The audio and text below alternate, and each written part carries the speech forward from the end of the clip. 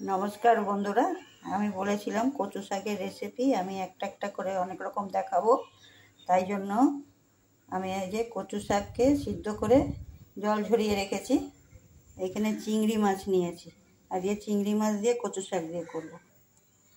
কড়াতে সর্ষের তেল দিয়ে দিয়েছি, তার মধ্যে কালো জিরা ফোড়ন দিলাম, তার মধ্যে একটা গোটা রসুন থেতো করে রেখেছিলাম এটা দিলাম। এখানে 10-12টা কাঁচা লঙ্কা দিয়ে দিলাম, আর এখানে দুটো পেঁয়াজ আছে কুচানো, সব দিয়ে দিলাম।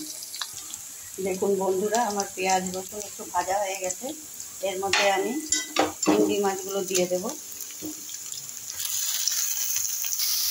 চিংড়ি মাছ দেওয়া হয়ে গেছে, এর মধ্যে আমি একটু হলুদ দিয়ে দিলাম, একটু নুন দিলাম, একটু চিনি দিলাম।